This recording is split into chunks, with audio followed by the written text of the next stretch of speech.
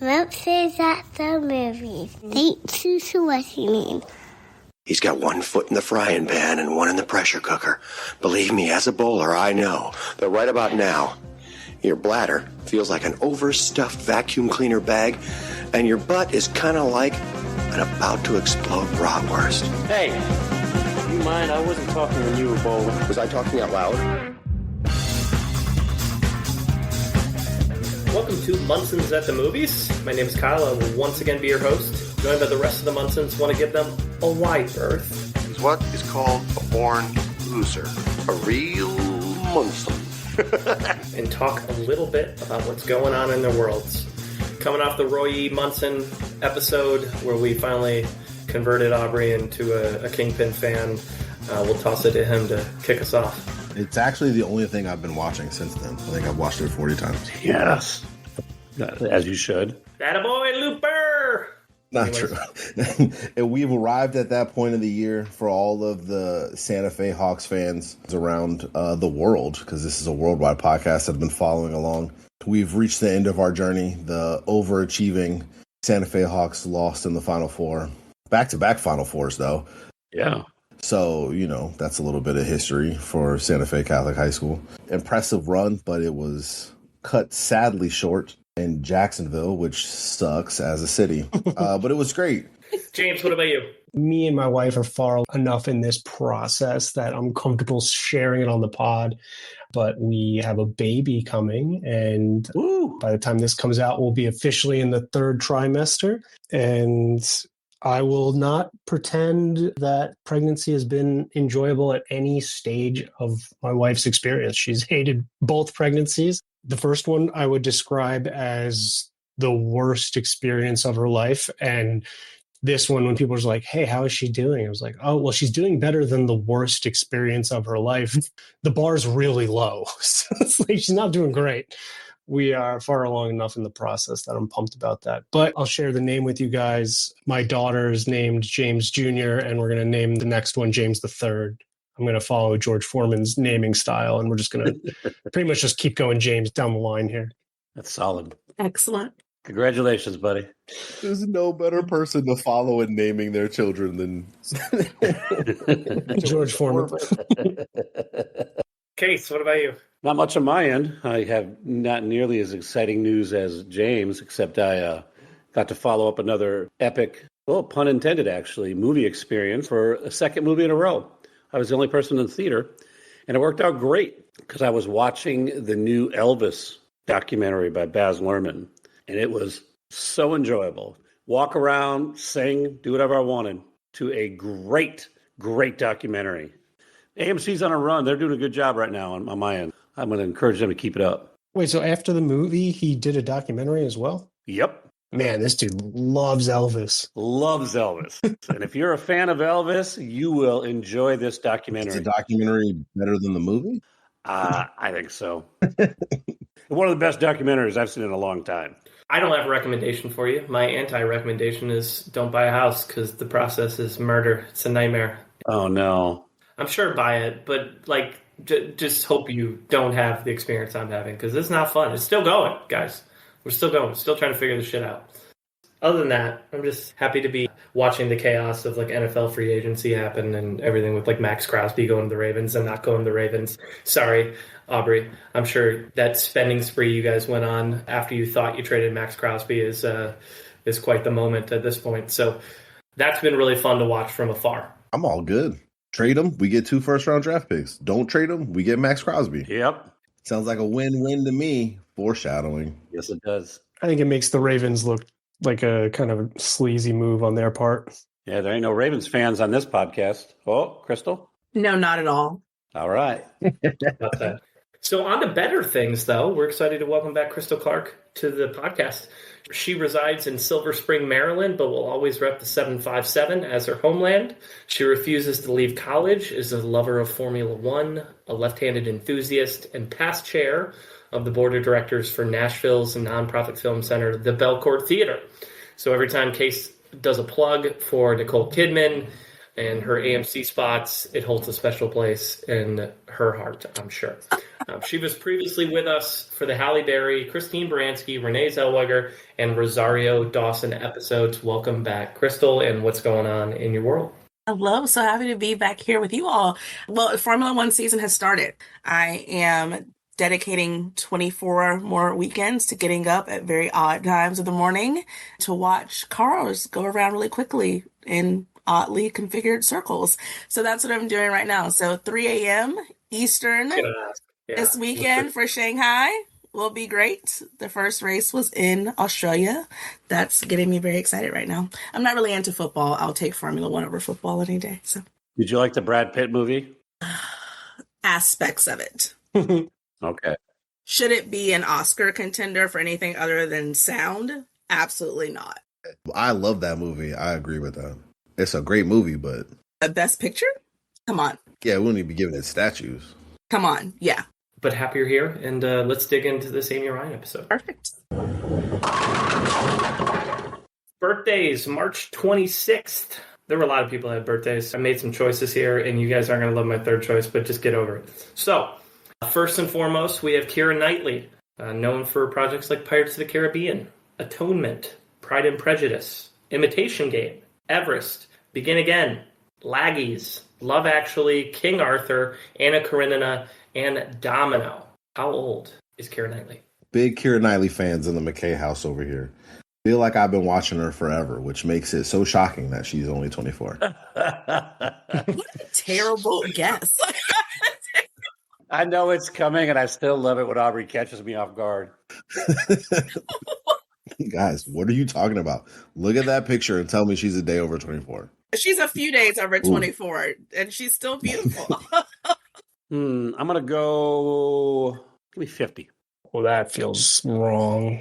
Well, when did the first Pirates come out? I don't know. Wasn't it in the 90s? Was it 2001? College, wasn't it? I saw it twice in theaters. I love that movie. 2003. Oh, shit. Yes, I was in college, yeah. I'm going to be wrong then. 41. I think she's 44. One of you is spot on correct. Oh, cool. And it's not Case, and it's not Aubrey. No, obviously. And it's not Krystal either, because she's turning 41. Oh, Nice. There we go. Look at that. Me and Keira, we're close. So I celebrated her birthday with her last year. You're younger than me. All right, next up, we got Leslie Mann, known for projects like Knocked Up. Ooh. This is 40. Yeah. 40-year-old virgin. The Other Woman. Big Daddy. Cha-Cha Real Smooth. The Cable Guy. Yep. Blockers, Stealing Harvard, and one of my all-time favorites that is a ridiculous movie, George of the Jungle. How old is Leslie Mann? What? George of the Jungle. I legitimately love the way you watch movies, Kyle. Like, that's... How old is Leslie? 54. 50. 52. I agree with everyone here. She is slightly older than Keira Knightley. So I'm going 25. Once again, somebody is 100% correct with their answer. And it's not Aubrey. It's not Krystal. She's turning 54. So James is 2 for 2 on the exact answer. Come on, dude. Look, man, I'm on fire here. Okay. This feels like cheating. Did you get the cheat sheets ahead of time? She's a beautiful woman. I told you guys I'm a good test taker. This is the only skill my ADD has brought to me. Last one for today is James Caan. Yes, James Caan is no longer with us. He passed away a couple years ago. But James Caan's a legend, so I'm picking James Caan. So we're going to talk about how old we think he would be today. He was in many projects, but some of the big ones you might recognize. Thief, Rollerball, Misery, Funny Lady, The Gambler, The Godfather, Elf. What a back-to-back dichotomy between The Godfather and Elf. It's hilarious to me. The Yards, Detachment, Bottle Rocket, Brian's Song, Eraser, 1941, Bulletproof, The Program, and That's My Boy. How old would James Caan be today? How long ago did he die? I think he died in 2022 or 2023, relatively recently. Spoiler. Okay, so how old would James Caan be now? I don't think my rules apply when they're dead. 25. Oh, dude. I have a different rule for white guys. It depends on if they're problematic or not. 90? He was in The Godfather, and he was like middle-aged then. I have no concept of how old he is. Up there. I mean, 92. Oh. When was Elf? I don't even know. mid-2000s. You said 97? Yes. You can tell from my tenor that I think that's a very accurate guess. Fuck out of here. Of course, James is going to get it right. 97. You doing 97 as well? All right. Yeah. No, there's only one person under, and that's Krystal, because he would be turning 85 today. So Krystal with her What? 83. So I wasn't that far off. No. That's great. Yeah. Okay. That guy acts his entire life. All right, other honorable mentions for future Munsons episodes that land on March 26th. We had Amy Smart, Jonathan Groff, Martin Short, and Catherine Keener. I had to pick 3 of those 7. That's tough. It's a lot of great birthdays. Happy birthday to them and anybody else with a birthday on March 26th. All right, we had 5 actors we threw onto the wheel for episode 133. They included Bokeem Woodbine, which I think made Aubrey a little sad that we're not here to talk about, but that's okay. Fisher Stephen, Layla Roshan Fuquay, Till Schweiger, but the wheel did select Amy Ryan, who has 74 acting credits, 1 producing credit, 1 soundtrack credit, and 1 Oscar nom in there somewhere. So we're going to talk about the highlights, the things we love, the things we didn't love so much, and everything in between. But before we do that, we always start with James to see if he can stump us with a little actor trivia, Fast and Furious style. Yeah, so Krystal, you're part of the initiated here, so you know this game. But for any potential new listeners at home, I'm going to read off 3 facts here, 2 of which are going to be true about Amy Ryan, 1 of which is not going to be true about her, but will be true about one of the many illustrious cast members of the Fast and Furious franchise. Everyone here is going to have to guess which one that is. Fact number 1, she once stepped into a lead role of a Broadway play with about 10 days to prepare before performing live, ended up being nominated for a Tony Award for Best Actress for her performance. Fact number 2, she once put on such a convincing accent for a character, a security guard refused to let her on set because he thought she was a local fan trying to sneak in. Fact number 3, when she was a teenager, she auditioned for a role in a play and was told she didn't get the role because they couldn't hear her soft-spoken voice well enough. So she ran to the back of the theater and performed the scene again from there, ultimately landing the role, which launched her career. So I'm going to go straight shoot tonight. I'm trying to get this one right. I think the lie is number 2, and I think that's about Michelle Rodriguez. I'm not trying to get it right. I like the bit. I try to think who would be the funniest, and to think that Vin Diesel got denied and then went back to the back of the theater and then performed it again, that his persistence paid off brings me joy, a lot of it. So we're going with Vin Diesel, lie 3. You really box me in with these choices here, James.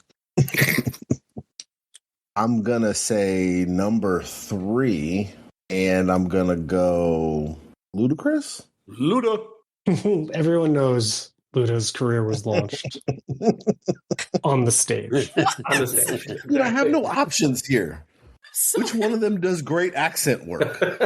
Can't go that way with a rapper. Can't go the first one. Which one of them got nominated for a Tony? Can't go that route. So, maybe Ludacris was taking this really serious. He went into Crash and he was super soft-spoken. And they were like, nah, this ain't it. So he just went to the back and did his Crash scenes really loud. And they were like, oh, there it is. Yelling. Awesome. No, he's trying to get in his acting bag. Y'all don't know. I'll just go with fact number 2. I don't even remember everyone who's in all those movies. There's so many people. Just say Jason Statham. Yeah. Great. Jason Statham. Great. Good choice. Perfect. Excellent choice. So no one picked the first one, so there's no Tony award-winning actresses in the Fast and Furious franchise. Did Helen Mirren win one? I don't know. So usually if there's some sort of award thrown in there, there's only like 2 actors it could possibly be in the Fast and Furious franchise. And so if it doesn't sound like something Helen Mirren or Charlize Theron did, then it's probably not that. But you guys were correct. If I wasn't so impressed by this Amy Ryan fact, I might have included Helen Mirren here, but Amy Ryan in 2024 had 10 days to prepare for the lead role in Doubt. Amazing. Not a casual, lighthearted performance either. She was a last-minute replacement. It was a revival. The scheduled star, Tyne Daly, who had actually, I think, won like 3 Tonys. She's a full-time stage performer, had to withdraw because she had health issues that it wasn't even an option that she could come back. And so opening date approaching, producers reached out to Amy Ryan and was like, hey, are you interested in taking over this lead role? And she described it as like thrilling, terrifying, the scariest thing she's ever done. She said it felt like she was jumping onto a moving train because production was so far underway that it was pretty much done.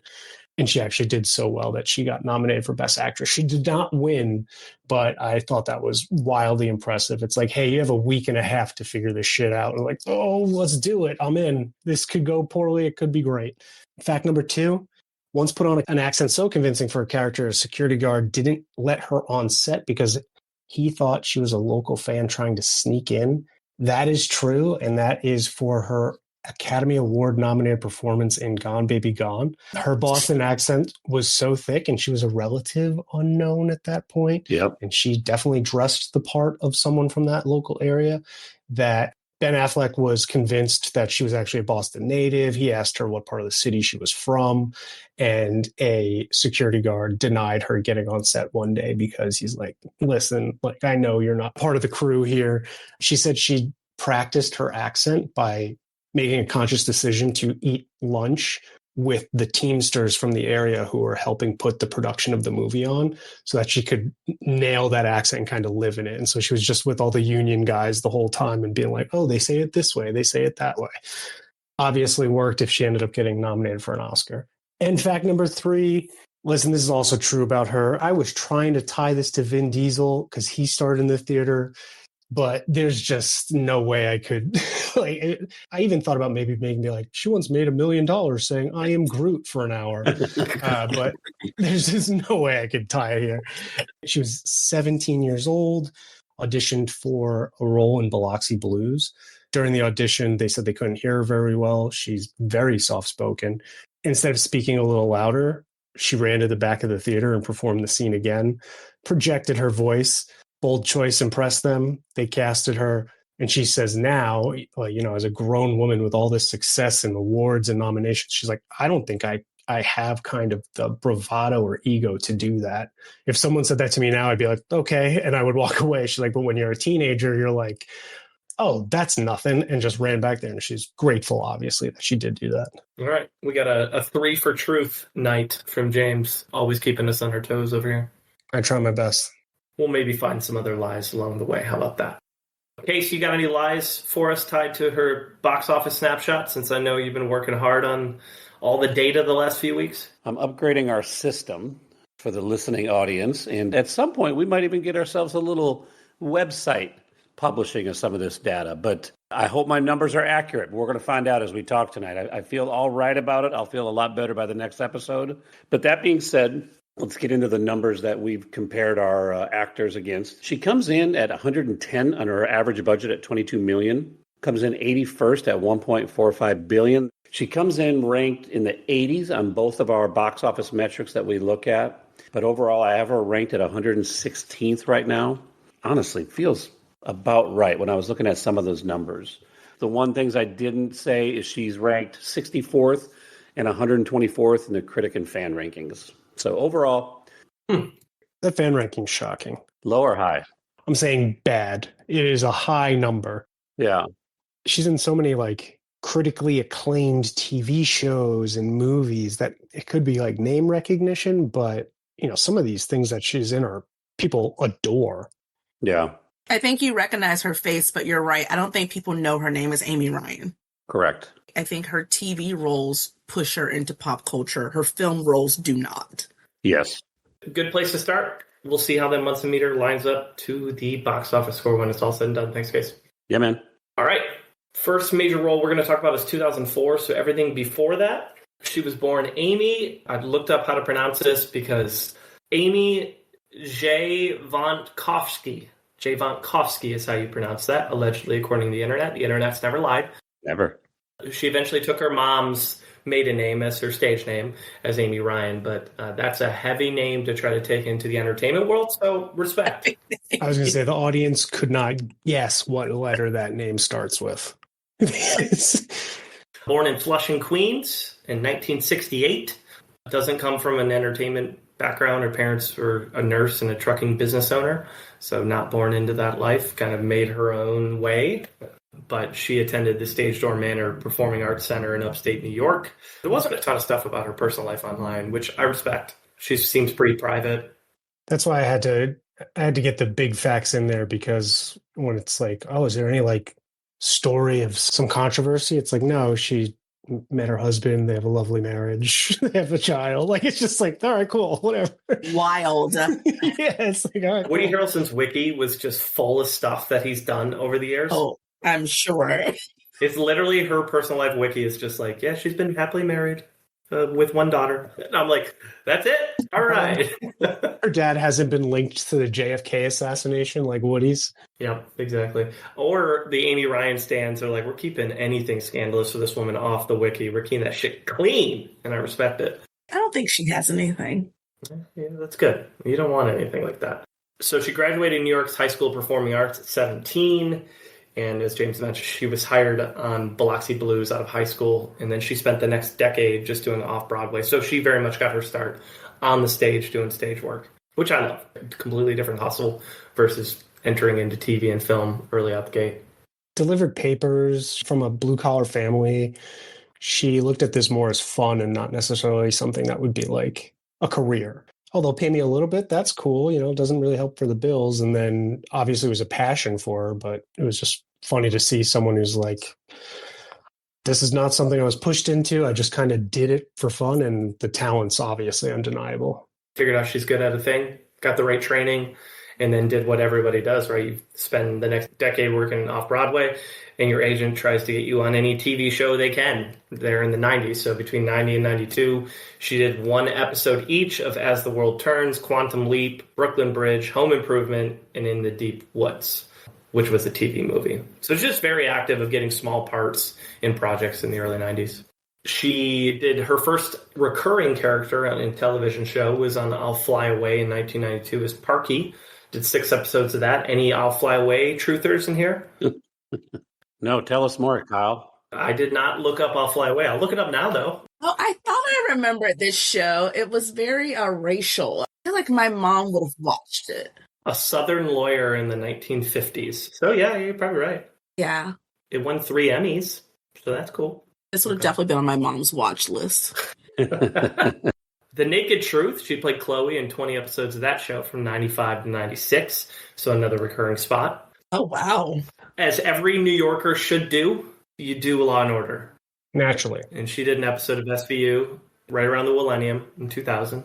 I wonder if in Law and Order she was the criminal or the person being sexually assaulted. Those are the 2 options you have. She wasn't. She was the wife of a problematic man. There you go. So she's one removed. Very close. Same year, a movie we talked about in the Laura Linney and Matthew Broderick episodes, You Can Count on Me. She played Mrs. Prescott, small role. But that movie, I believe, might have been Laura Linney's highest critic score, if I remember correctly. Oh, wow. Okay.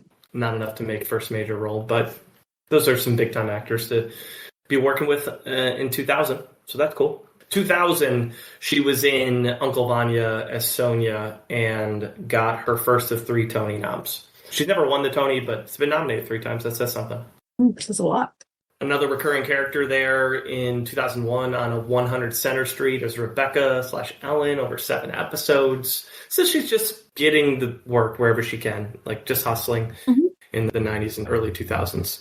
And then she lands what was probably her biggest break at the time, which is her role as Officer Russell in 20 episodes of The Wire, starting in 2003 through 2008. I saw an interview. She speaks very affectionately to that experience. She talked about some of her challenges and struggles as an actor at that time, like struggling remembering her lines and being amazed at the different person Lance Reddick was on camera and then as a normal, quirky dude, and how fondly she views the people she acted with on that show all those years ago. I love The Wire, but that is my least favorite season of The Wire. Oh, really? Because it's the doc season. It's season 2. And I had no interest in that. So I didn't readily remember her as a part of that season at all.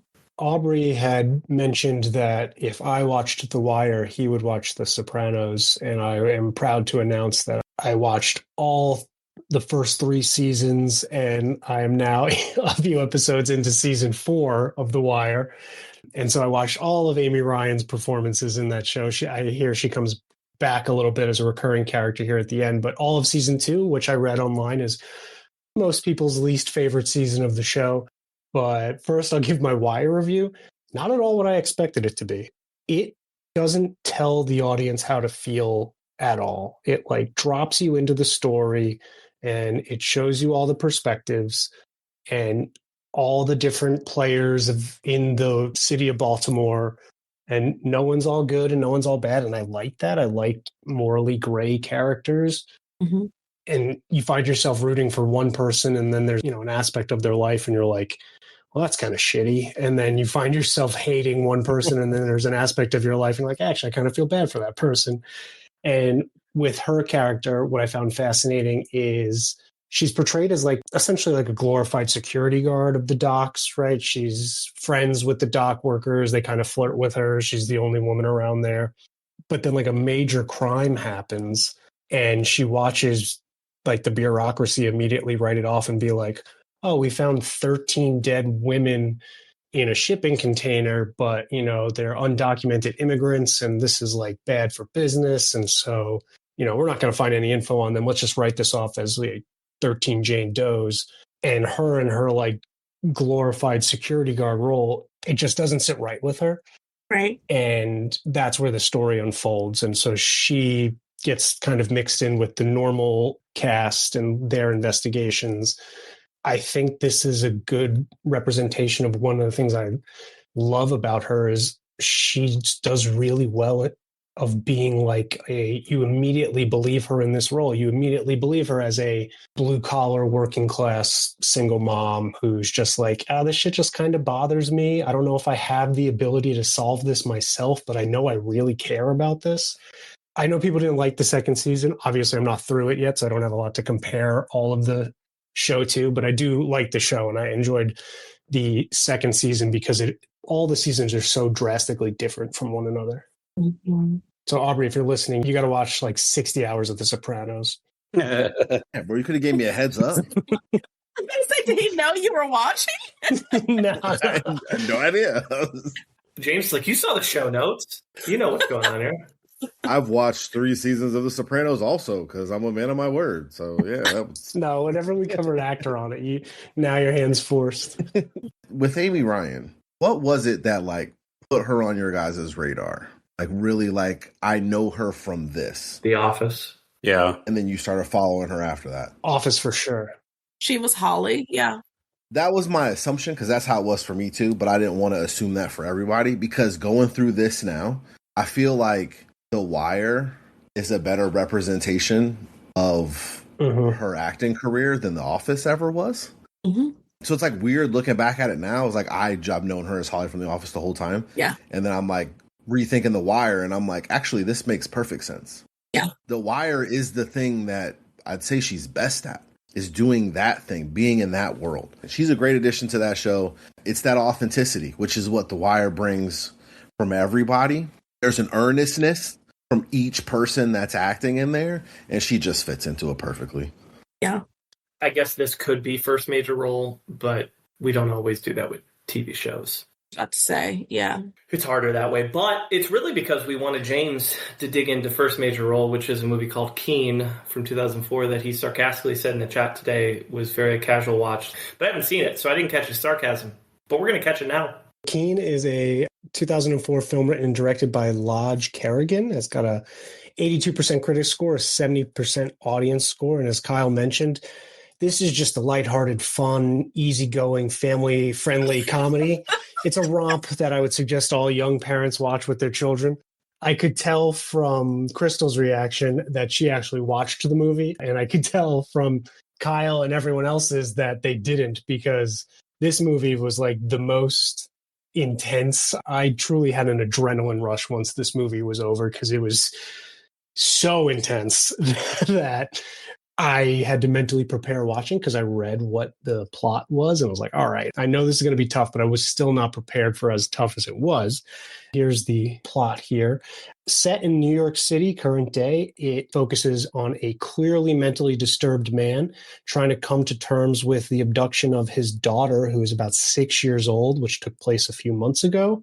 He is homeless at this time, and he walks around Port Authority trying to solve this case, teetering on full insanity, and he eventually runs into a young mother played by Amy Ryan, and her daughter, played by Abigail Breslin, who's about the same age as his lost daughter. One, Damian Lewis, he does a great job in this. This movie does not work if he does not put off the performance that he does.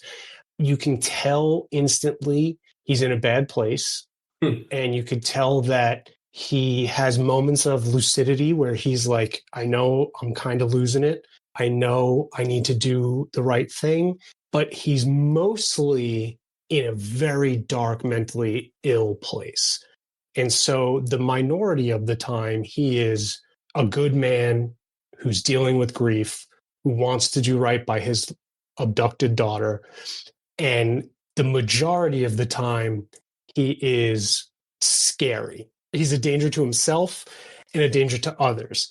And then all of a sudden, he meets Amy Ryan, who you could tell isn't fully aware of the man she is speaking with. And she's staying kind of at like a flop house with her young daughter.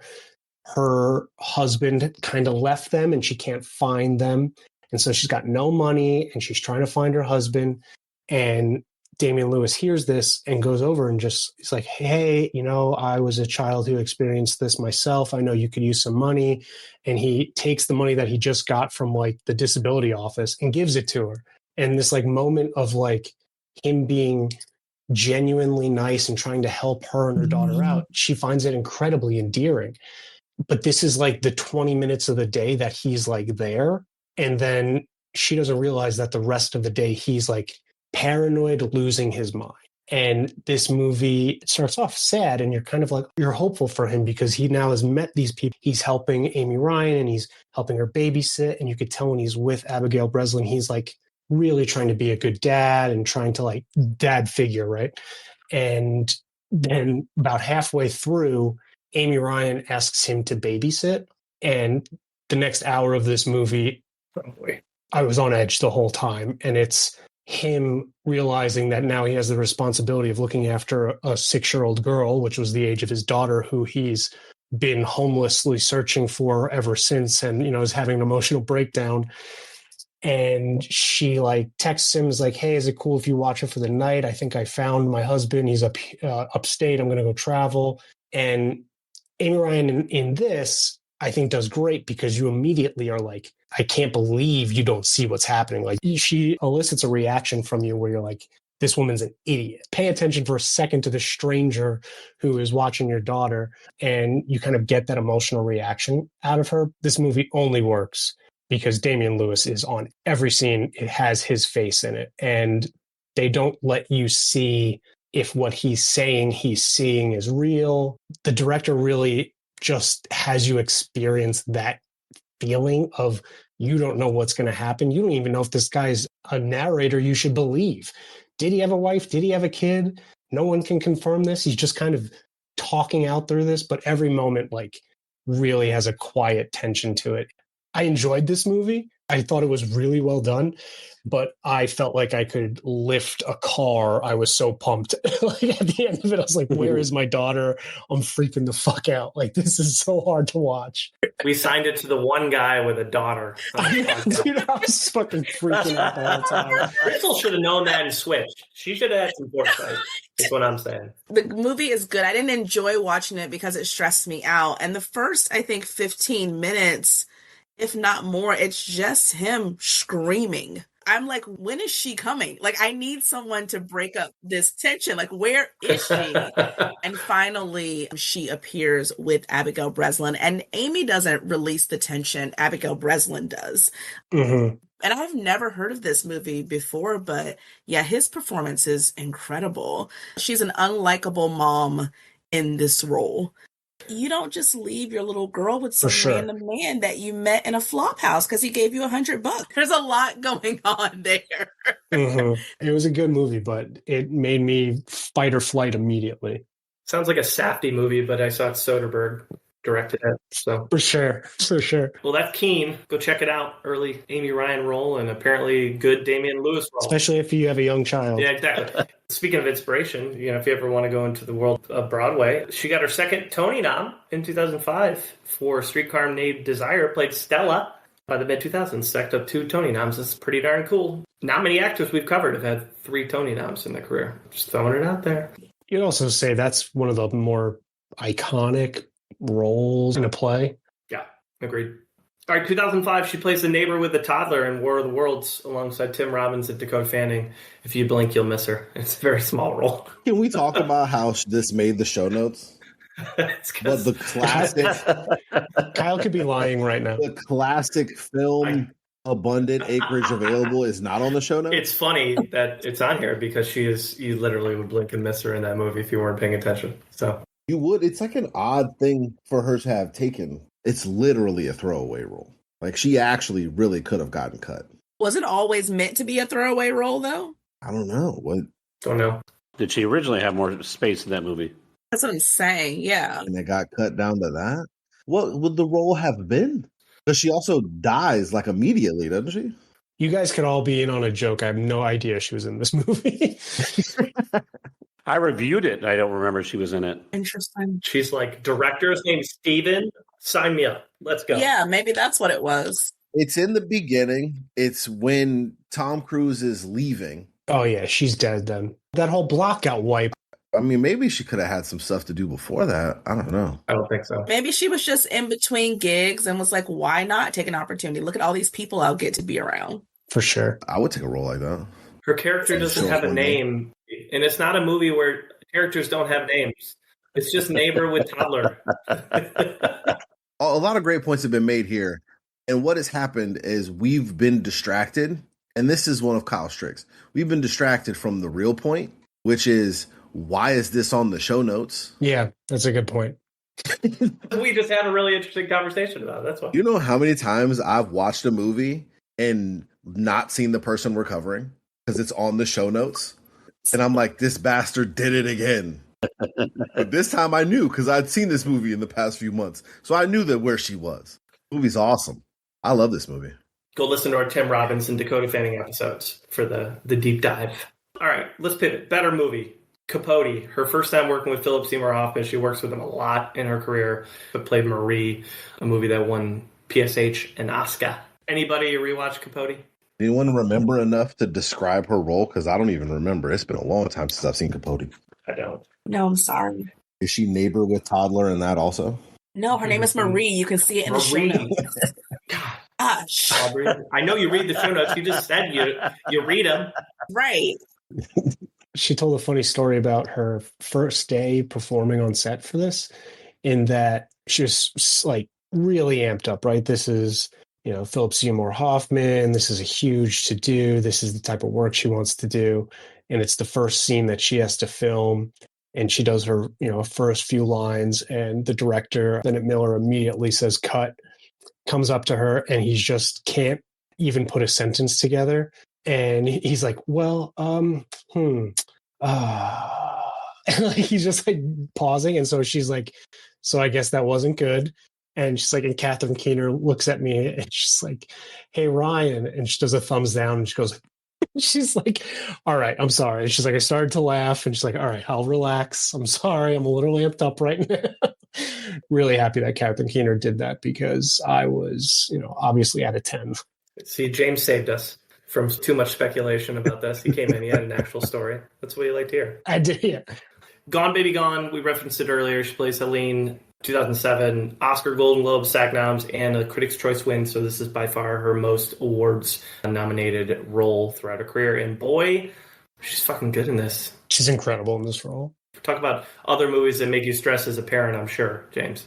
The way this movie starts with her, you immediately believe she is that character, right? You could tell me that she was not playing a role. This is who she was in her real life. The way she interacts with Casey Affleck when they're like, we went to high school together. I love that scene because it's so inappropriate, but that is how these people would speak to one another. Then obviously the way the story unfolds gets real dark, but I thought she was fantastic in this movie. That sequence in particular is really good writing and directing alongside really good acting because it humanizes her at the time that she needs to be humanized.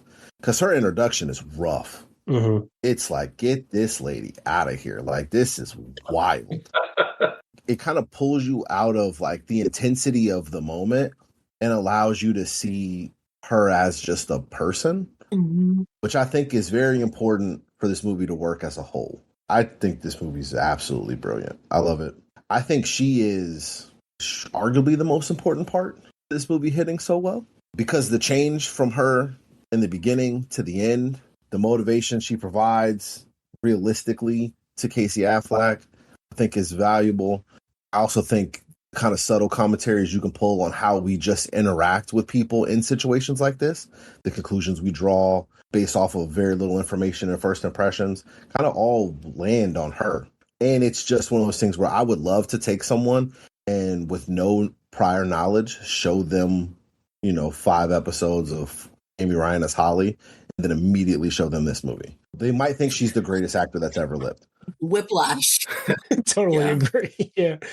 But that's why I think she's considered so great, because she can do that. That's wild. Mm-hmm. And you believe her both ways. It's a good test case of a performance to really differentiate quality of actor. Like if you nerd out in that way and you're like, I want to see who's better at this. Kind of a drug addict, deadbeat kind of person. Like a lot of actors play that role.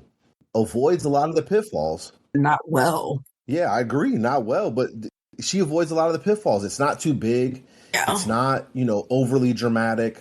So even when she hits really high notes and really high beats, it feels really lived in, which I don't even fully know how a person can encapsulate that. I kind of marvel at this performance. I don't know how she did it. Just from the accent to the way she carried herself, her mannerisms, how she kind of delivered the emotional beats of all of this kind of stuff.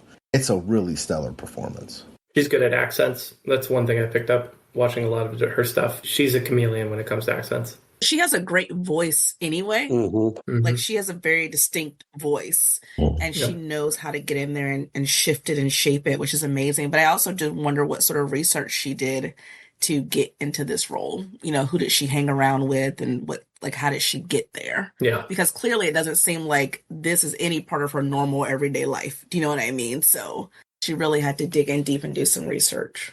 She said Ben Affleck was really easy to work with because he was a relatively new director at this point. One, working with actors who are directors, she said, is always easy because they never really ask anything of the actors.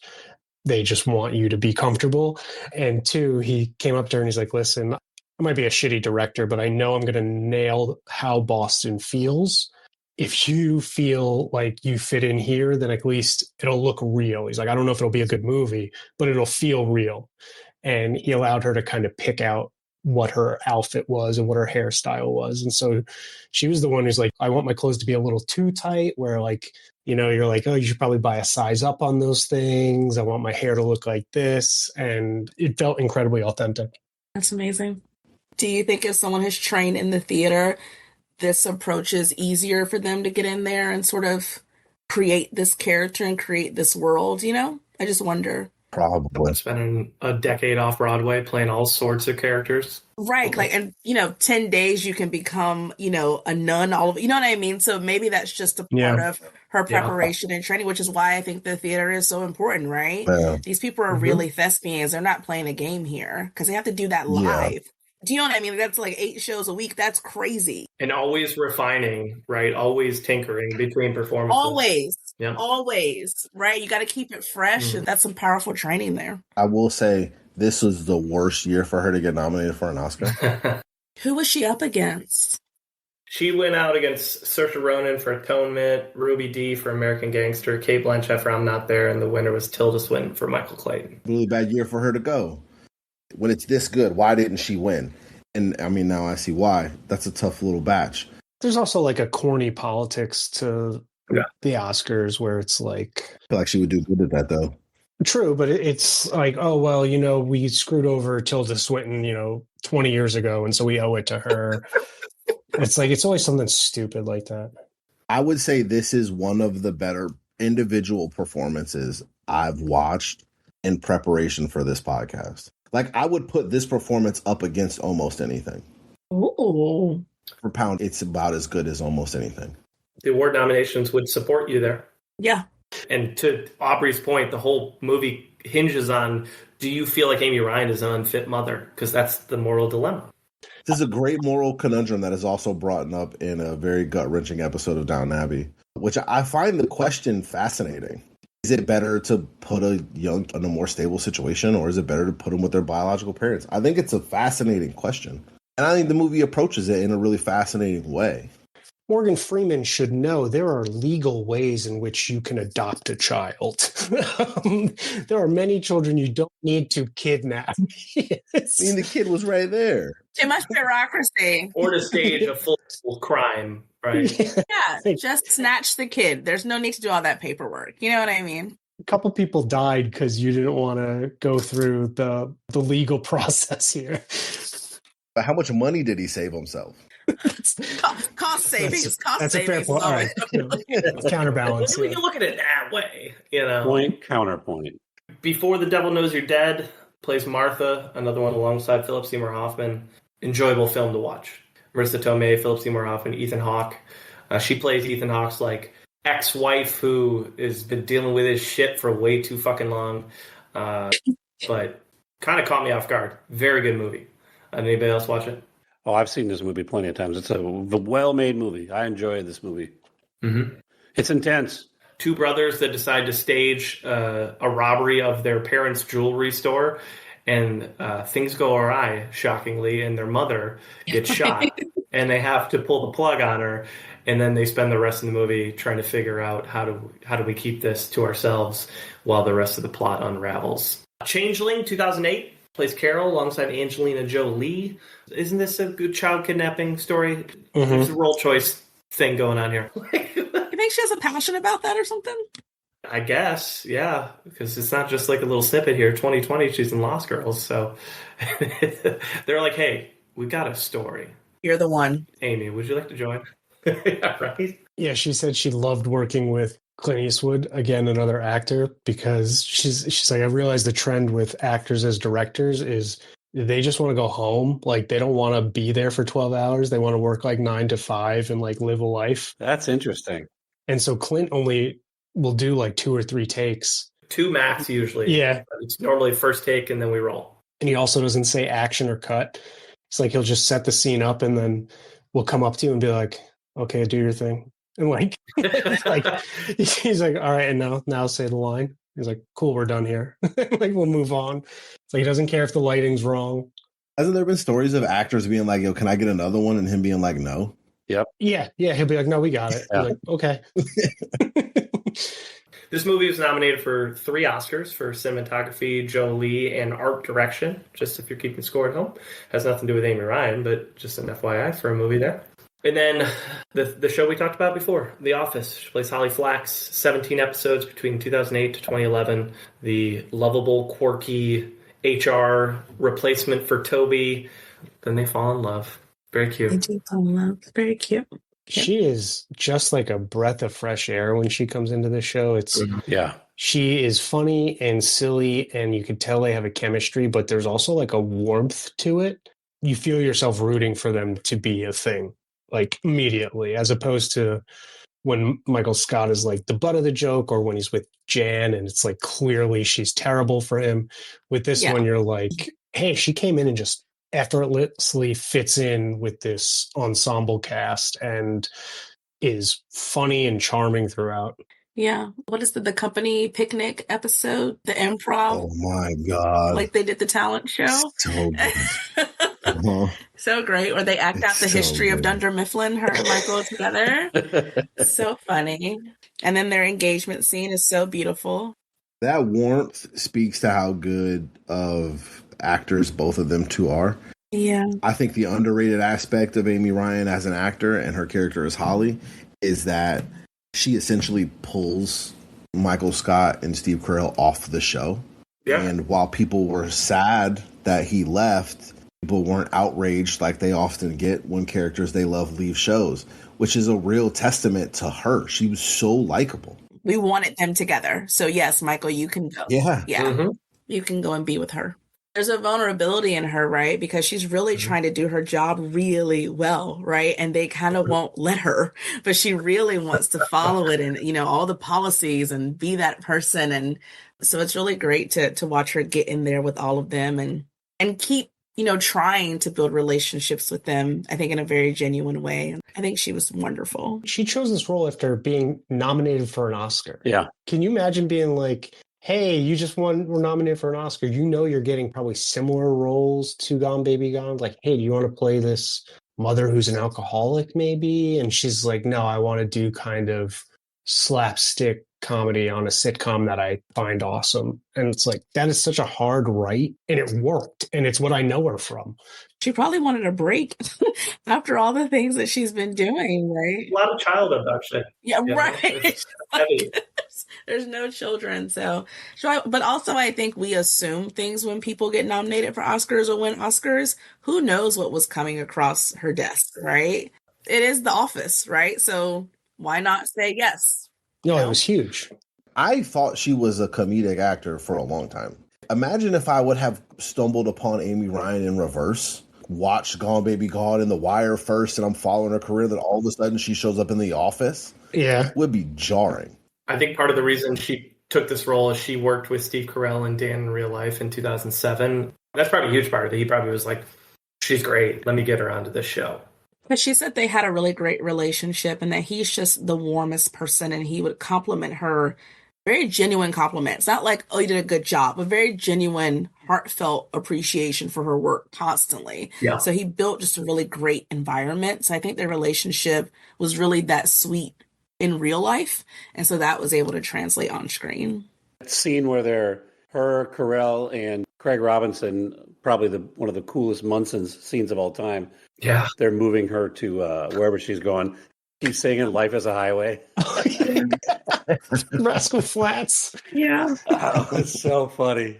It's like a catch you off guard emotional scene too. When he's for sure getting back into the van, and even Craig Robinson could sense he could sense it. The joke that first killed me with her was how supportive and enthusiastic she is whenever Kevin does something. She's like, you drove here all by yourself? That's so great.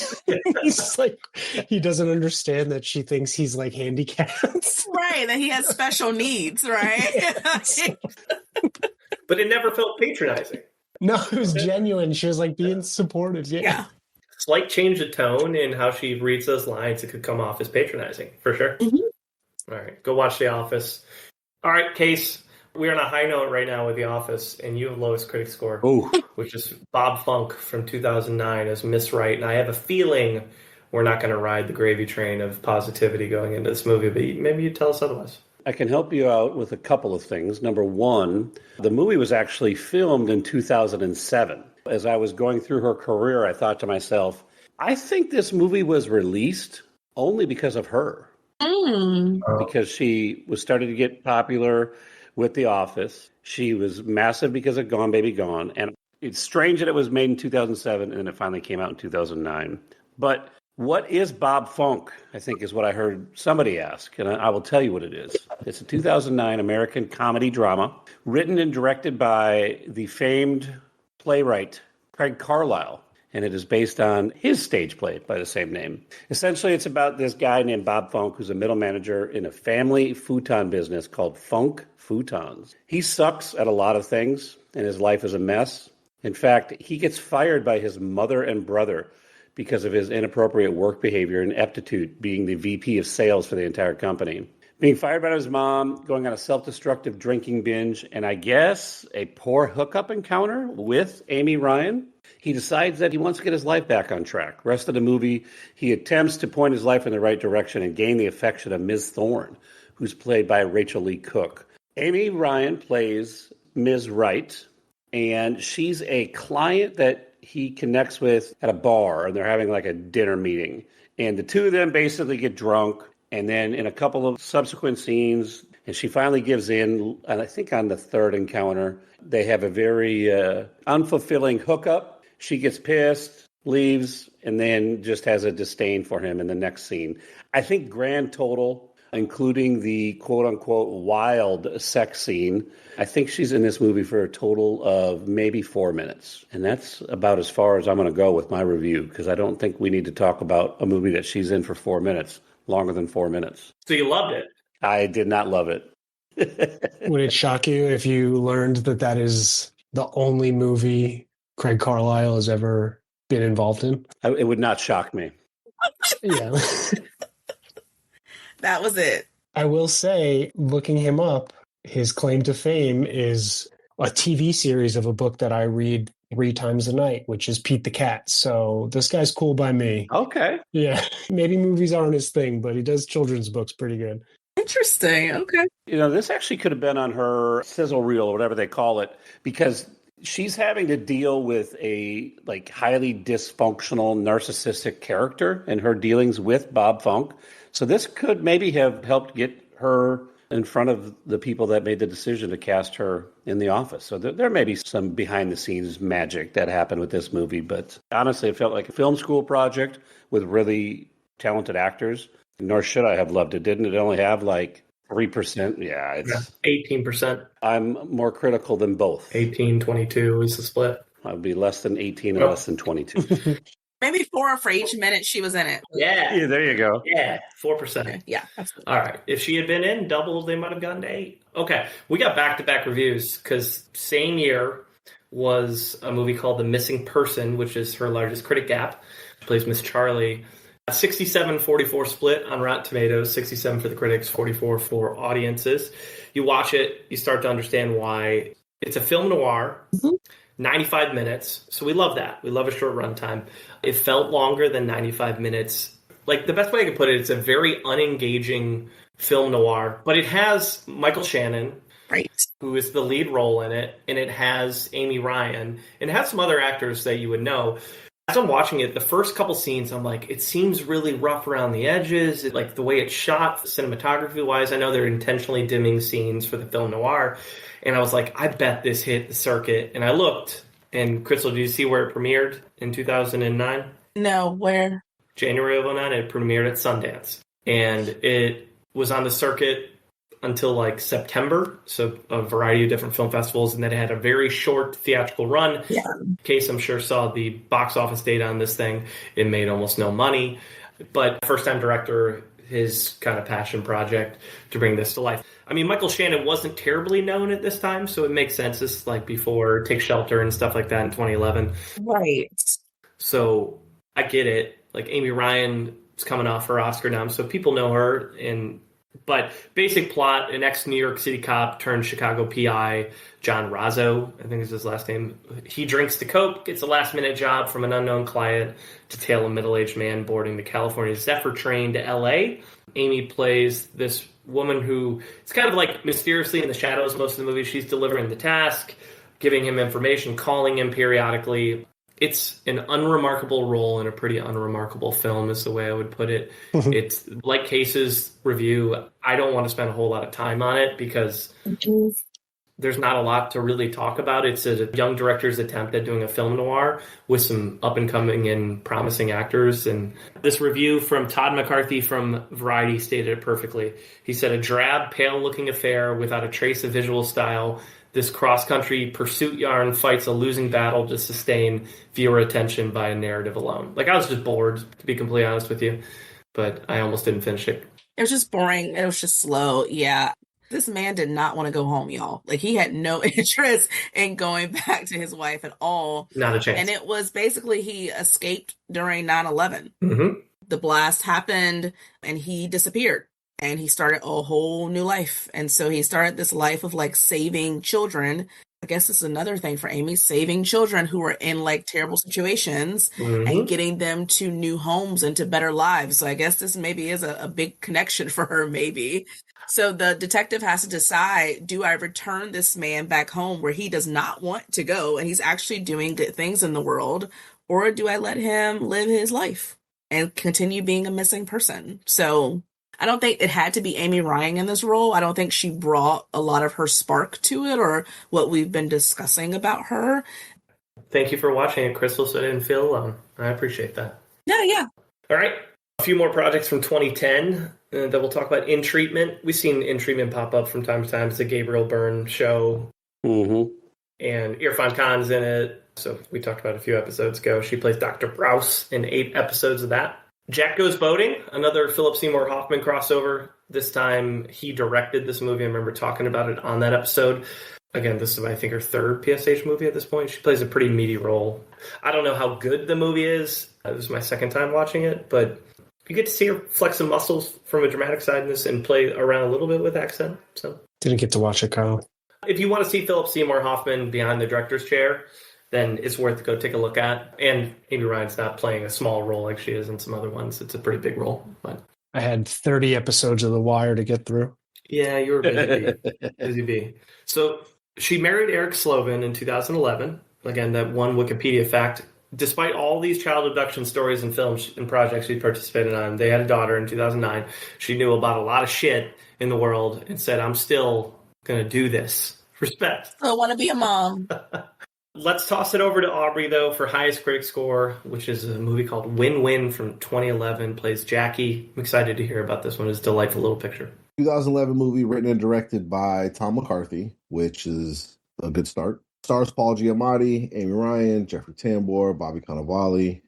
Essentially, Paul Giamatti is a lawyer, but he's also kind of in the throes of day-to-day life as a guy who doesn't make a ton of money in his midlife.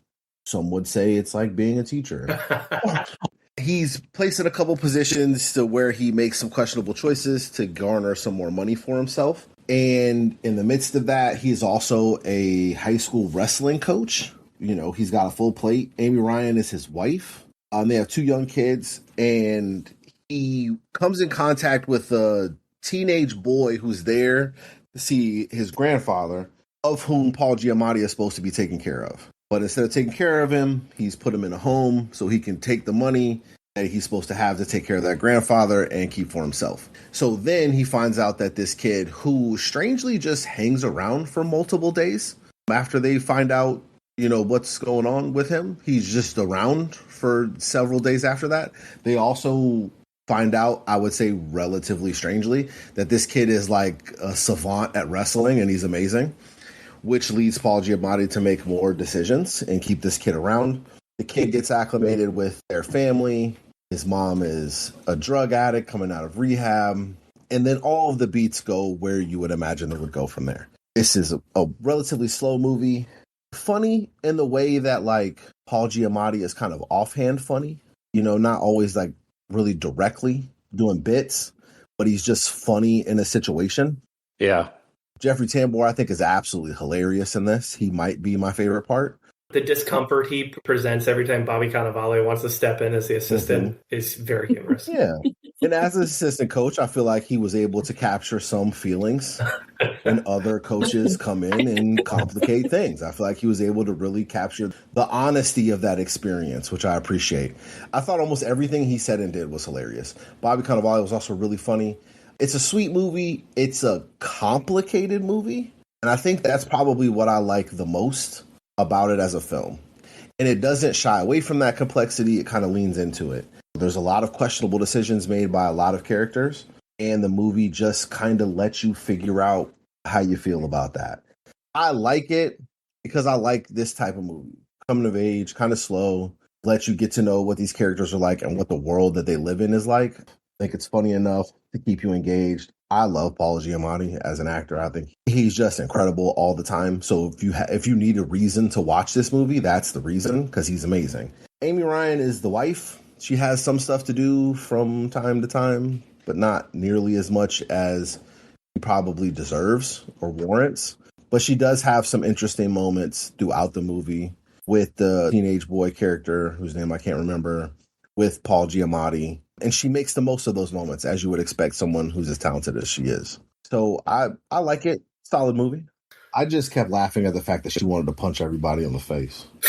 Yeah, that was the funniest part. She was just immediately violent. Like, she wanted to kill that kid's mom immediately. Mm-hmm. And that, like, every time she tried to get her on the phone, the mom was Melanie Linsky. And she was just so upset with this woman. But then when she actually got in the room with her, she immediately softened towards her and hugged her and tried to get her to stop crying. But she wanted to take that lady out for the longest time. She was really great with the son. Mm-hmm. not the son, but the guy they end up taking in, the teenage boy, and her John Bon Jovi tattoo. Because she kept asking him about those tattoos. That was a great scene. So she was really great at connecting when they went to the grocery store and stuff. She was really great with that.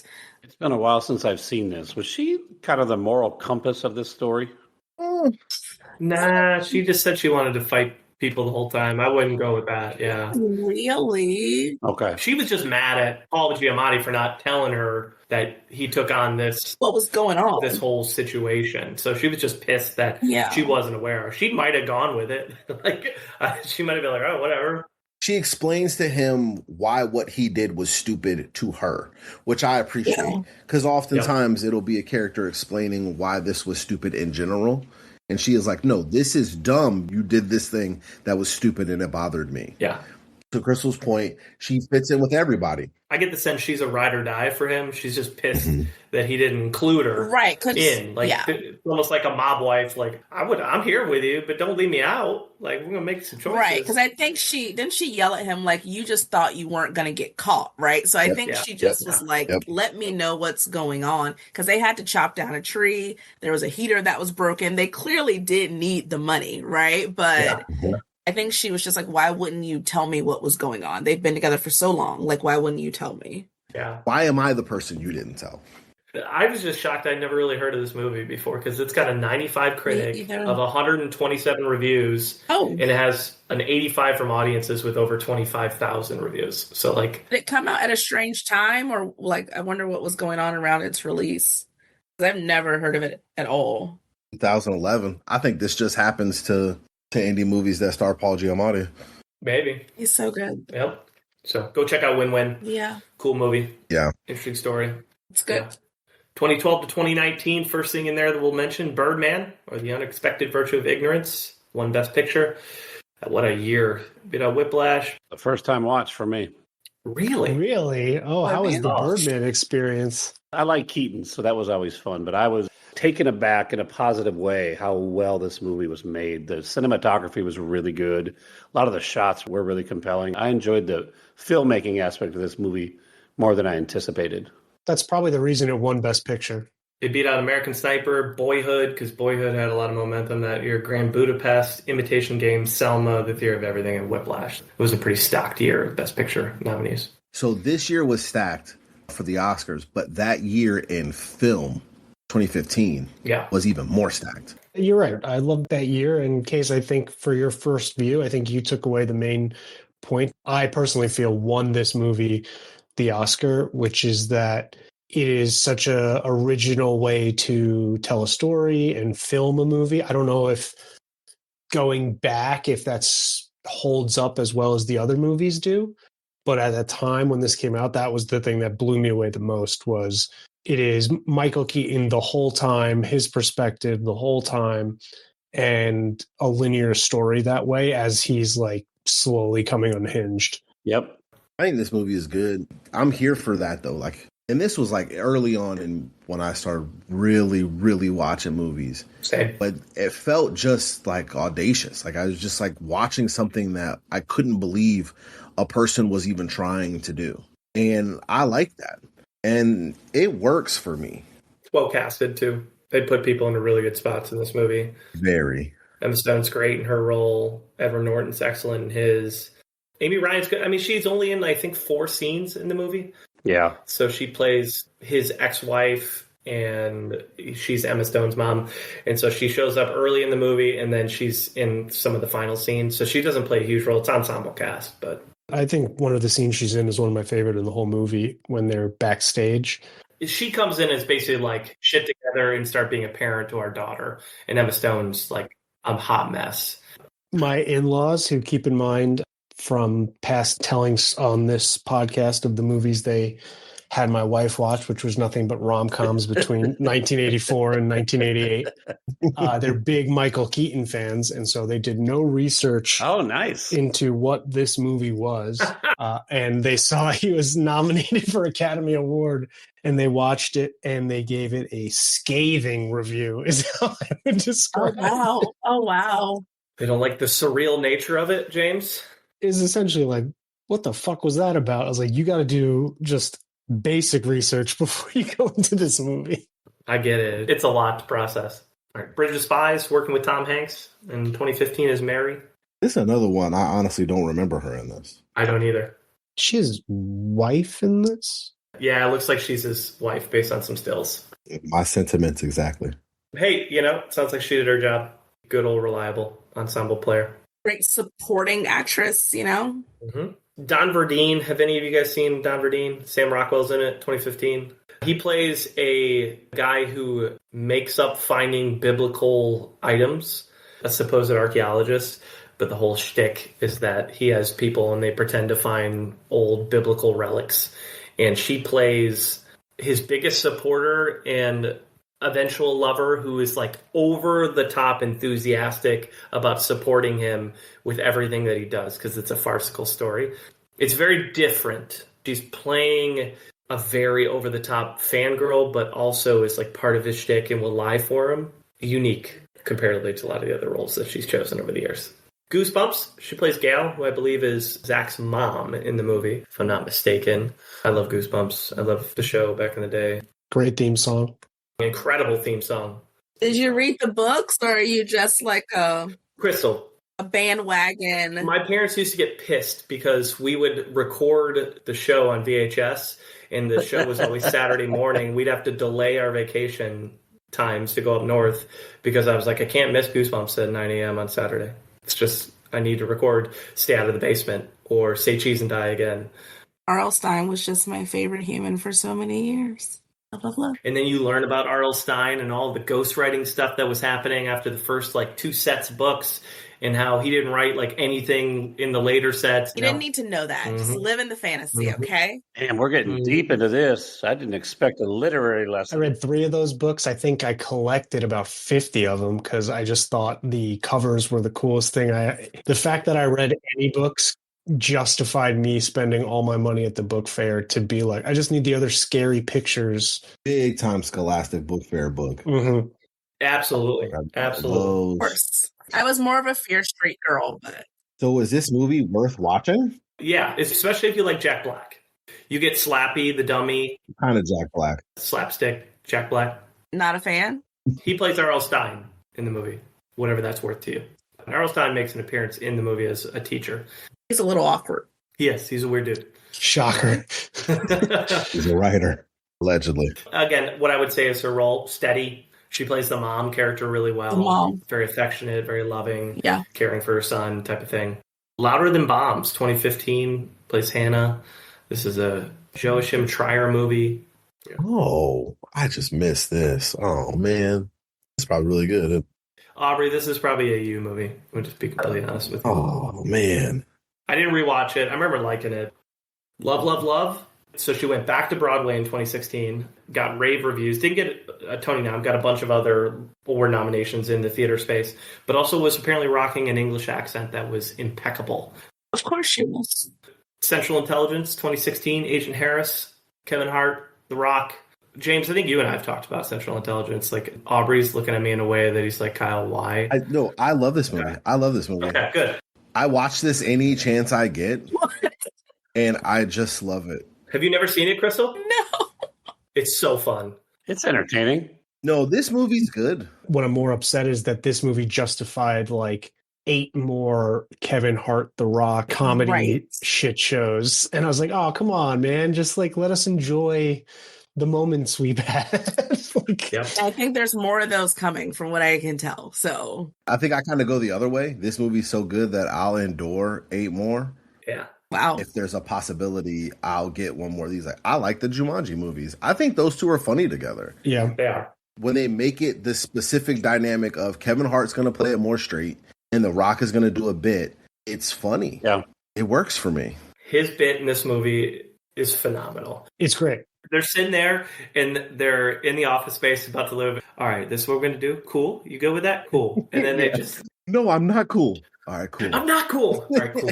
Cool. The joke about how he got in shape, I quote that all the time. He's like, well, it's mostly diet, He's like, and then, you work out 6 hours a day for 18 years. Anyone can do it. But they run back that same bit that you're talking about, Kyle, because it was like, are you in? No, I'm not in. But you said you were in. Like, no, I'm not in. Well, they think you're in. They think you're in. So I think you're in. Yeah, it works, man. I think these two together are funny.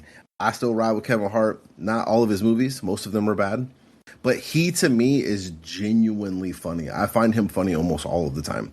I find him very funny. Yeah. I think Central Intelligence is a bit of an exception to the Kevin Hart movie rule in the sense of I think Central Intelligence is good, not just fun to watch. I think it's legitimately good. I feel vindicated. Amy Ryan is funny in this also. The camera is on her when Kevin Hart is doing a bit right in her face, and she is playing it dead straight. She doesn't break at all, and I find that wildly impressive. But she's also in this like ridiculous movie where ridiculous things are happening all over the place, and she's like ultra serious and even saying stupid things and ultra serious, which works. And for a non-comedian, it's impressive to me. Now I'm sad that Amy Ryan didn't get into the Jumanji movies because she was in Goosebumps with Jack Black and in Central Intelligence with The Rock and Kevin Hart. I'm sad. It's like peaks and valleys for her where it's like, I want to do stupid comedies and then I want to do Oscar-worthy dramas about the darkest depths of society. And then I'll do Jumanji. Isn't that good? No, I like that. That's good that she can do all of that. That's range, right? I think it's incredibly impressive. It's great. I just wonder if it's a conscious choice or if she's just choosing stuff. Yeah. I don't know. I was like, that sounds right. All right, let's go ahead. There's no way you go from Oscar nominee and then in Best Picture nominees to The Office. And that's not a conscious choice. I think if you have a relatively laissez-faire attitude about it and you're just like, I'm going to choose the thing that's interesting. Yeah. I think you can. Yeah, that's fair. Okay. When you see someone have the success that she's had in the dramatic roles, she could get that role 20 more times. Uh-huh. And she actively chooses to be like, no, I'm going to do a Kevin Hart movie. Great project choice. All right, Infiltrator. Played Bonnie, 2016, alongside Bryan Cranston. I started it, didn't get a chance to finish it. I can't bring myself to watch this movie. It looks very dull. Did you like what you watched? I remember liking the movie the first time I watched it. I just didn't get around to like getting to the point where Amy Ryan was on screen. So I can't speak to it, but I like Bryan Cranston. Yeah, you can. He's doing money laundering for Pablo Escobar in the movie. So if you like that kind of story. Of course. That's not something I would advise anyone to do based on what I know about Pablo Escobar. Thanks for the advice. I was just looking. Yeah. When I watched Probably Narcos, I was like, this shit can't be true. And it was like every single thing you saw was true. And they even left out other stuff. I was like, oh my God, this guy's the worst. Beautiful Boy plays Vicky alongside Steve Carell again in 2018. Timothy Chalamet. Yeah, Chalamet gets after it in this one. This is one of those movies that look too sad. Yeah, James, don't watch this. I could tell. I was like, this just looks like torture porn to me. I can't do it, man. I just can't. No, it's so sad. I have come to the conclusion that of all the ways I've been changed by being a father, one of the most surprising and maybe jarring is that the new horror movie for me are like tragic dramas like this. Oh. Like I watch a decent amount of horror movies and they don't bother me at all very much anymore. But this movie had my anxiety going. And I've already seen it before. This was like the second or third time I've seen this movie. But this was the first time since being a dad. No, how do I protect my son from this? I don't know what to do. It's tough. It's brutal watching this thing. You would love Keane. You should totally watch. You should sit down with the whole family and watch it. Shut up. Stop it. Movie marathon, some might say. There's 3 movies that really had me in my feelings. And I didn't even watch Keane. I couldn't do it. You don't need to watch it. You'll just be sad on the couch. Like, don't do it. Amy Ryan's made you sad. You'll be checking the baby monitor the whole time. Be like, he's in there. Yep, he's in there. Yep, still there. Yep, still there. Yeah, I got to the end of Beautiful Boy and I was like, all right, that's it. My son doesn't go outside anymore. It's just me and him for the rest of our lives. He's now Bubble Boy, Jake Gyllenhaal style. Yeah, we're not doing this. Absolutely.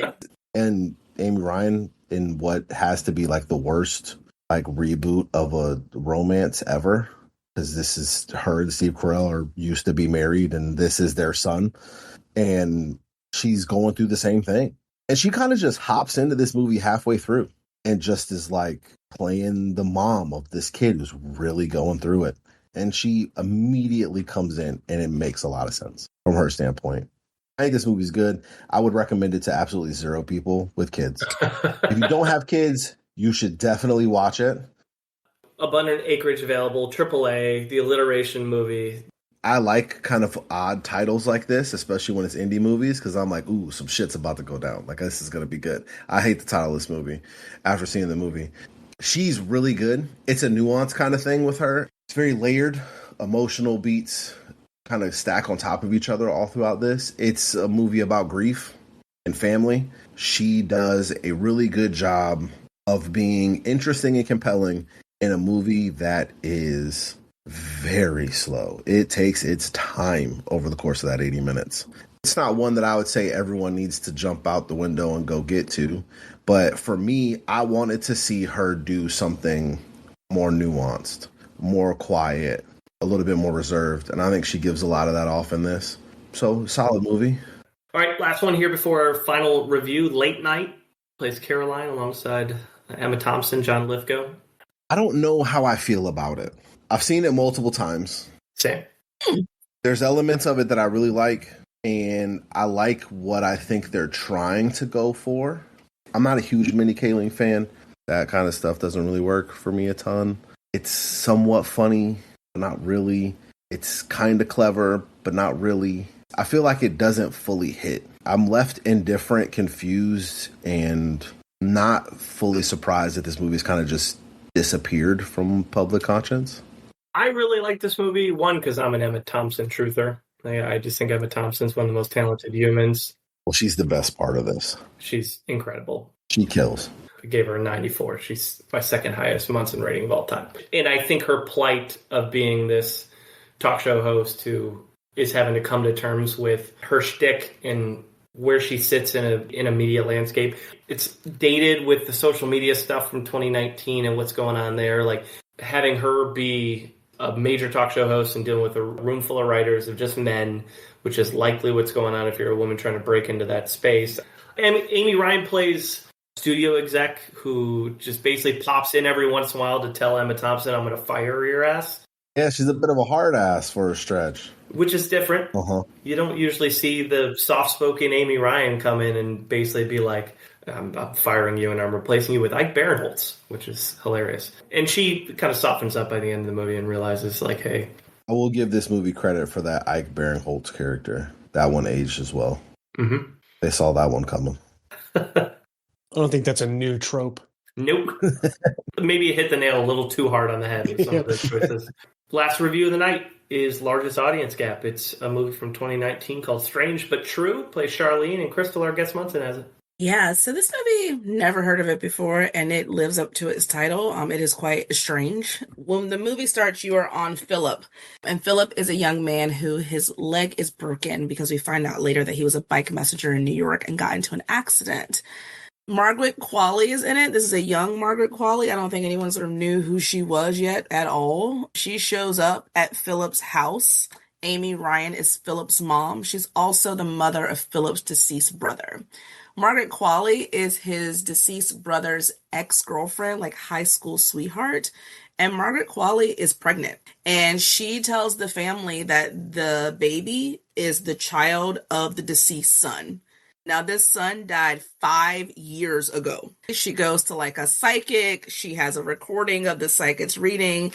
And also, this is the only person that she has had sex with. She lost her virginity to him on prom night. He also died on prom night in a tragic car accident. So she says, he's the only one I've been with, and I am pregnant by your son. This is your grandchild. Amy Ryan, of course, is like, get out of my house. Why are you here? You are crazy. Fuck off. Naturally. Unfortunately, after their son died, Amy Ryan and Greg Kinnear plays her husband in the movie. They have separated. So now he lives down, I think, in Florida with his new hot young wife. So she calls him and she's like, hey, what did you do? Did you know about this? What is happening? She thinks that Greg Kinnear has either impregnated this girl or did some sort of medical procedure with the son's sperm right after he died. They find out that's not the truth at all. So they have to keep trying to figure out whose baby is this? It cannot be our dead sons. What are we doing? We find out Philip, he is kind of in love with the girlfriend. So he's trying to help her out. He's going to visit her. She has moved into a house with two older people who start acting as like kind of her parents. They're going to be her guardian when she goes to give birth to this child. And they're like, oh, you have no idea who the father is. Well, here's the twist, y'all. Brian Cox is the old man who she's living with. And Brian Cox found some roofies in the police lockup. And Brian Cox starts roofing this young woman. They mention that she has blacked out. She has lost consciousness, like she's having these mental issues. But really, she's just being roofied by this old man that she kind of sees as like a father/grandfather. And he has taken advantage of her. And that is why she is pregnant. She is pregnant by Brian Cox, the older gentleman. Blythe Danner plays his wife. She figures it out. He comes home. He, of course, has to get rid of her. And during this time period, Margaret Qualley goes into labor. Philip is there with her. Philip goes into the house, sees that Blythe Danner is dead. And of course, now Brian Cox is trying to get rid of Philip. So that is how the movie unfolds. What the fuck? It is super weird. Who thought this was a great concept? And Amy plays a very grieving mother. She's a divorced wife. She's sad. She's a little bitter, kind of overwrought. And she's just trying to figure out, how do I get my family back? And also this random girl shows up that I haven't seen in 5 years telling me I'm going to be a grandma. So I think she does great at her role of being this sort of sad, emotional mother, one who obviously cares about her kids, but also trying to figure out like what the hell is going on, because she's just confused about everything that's happening. It's got a real don't breathe twist to it. Your plot description had me incredibly intrigued when it's like, and then when you revealed the story, I was like, well, that's disgusting. I was like, this is very tough. Right. Yeah. I was just like, oh, this is awful. It's terrible. The cinematography looks really good in the trailers I'm looking at. I'll say that it seems like it's filmed well. Yeah, I think it was filmed well. I think everyone showed up and did their job really well. I think everyone came to the table. I'm just not sure why we needed a movie on this. I think she was strong in a way that you could imagine she would be in this role. His movie's fucked up. Before you get to the Brian Cox reveal, the movie is kind of subtly implying other terrible things. It becomes very fucked up at the end. Very. But it's really fucked up for 2/3 of it. Right. And by the end, I'm just like, yo, I can't do this. Go watch it. Have a great time with that one. I'll pass. All I'm hearing is another story with child trauma. Yeah, she's got some heavy movies. Well, I'll tell you what. So much child trauma. While we're on the topic, jeez, let's talk about Lost Girls from 2020 alongside Gabriel Byrne, where she is a mom trying to track down. This is really sad track record, isn't it? Yes. They're certainly offering her these types of roles. And here's Thomas and Mackenzie. The movie is built around Amy Ryan, and she's not a supporting character. It's her character's trauma at the center of this. I mean, she does roles like this really well, so maybe that's why they keep calling her, because you actually do believe these feelings. It's not sort of over-dramatized. You know what I mean? Oh, yeah. She's a hard ass in this. So it's a different version. She's all over everyone all the time.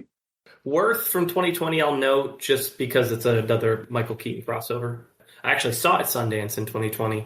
It's about his character who's fighting for 9/11 victims alongside Stanley Tucci. Again, another movie that's hard to watch because of how hard it was for his character to advocate for 9/11 victims. Like, you wouldn't think it would be that damn hard, but it is. Ask Jon Stewart, he knows as well as anybody. Yeah, I was about to say, yeah.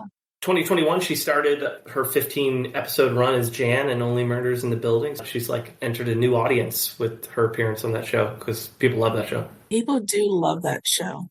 I bet she's really good in that. She's great in it, can confirm. I was late to the game on this, and so I went back and watched it, and because I was like, I don't remember her in this, and then I realized why. You go back and you watch the first season, and the show itself is, I mean, one, it's funny. It's naturally going to be funny with Steve Martin and Martin Short. They do a really good job mixing in like good dramatic scenes as well, where like they add a lot of heart to it. She is great in her role because you're rooting for Steve Martin to find the love interest as they're investigating this murder in their building, and they're, hosting a podcast about it. Mm-hmm. And she matches his energy, and, he's kind of written off ever trying to find love. And so you're rooting for them to get together, and she is a romantic interest. And, they have like a bad first date, but, they work through it. And spoiler, it slowly becomes revealed that she is the murderer that he is looking for. Yeah. This is only season 1, Kyle. And she does it in a way that's like quirky and funny and then chilling. And when they finally do put it together, Amy Ryan's essentially like, yeah, and then what? And he's talking through why he thinks it's her. And she's like celebrating with him about how he's like, yeah, you got it right. And he realizes like, I've kind of fallen into a trap. This person's intentionally gotten close with me because they knew I was looking into this. It's really well done. And that's all the first season. Yeah. They think they've gotten rid of her, but they haven't. So she comes back. Stay tuned, Kyle. Yeah. I see 15 episodes. So I'm like, that's got to be a return in later seasons. So yeah. All right. Beau is Afraid plays Grace. Aubrey, I got through about an hour and 45 of this last night. It's a 3-hour movie before I had to go to bed. I just ran out of gas. I will finish this. Oh, you haven't finished it? I haven't finished it. I like this movie. This was one where it ends, and I'm sitting there, and I'm actually really glad I went and saw this with Josh, because he's the perfect person to kind of talk about this stuff with, and we just talked about this movie. Yeah. It was him, my wife, and I, and we were just talking about this movie. And it helped me kind of figure some things out. I like a big swing. This movie takes a really big swing. Yes, it does. The funny part is you're saying this and you have no idea. There is one specific part in the third act that I still haven't really come to terms with. So can't wait for that text message.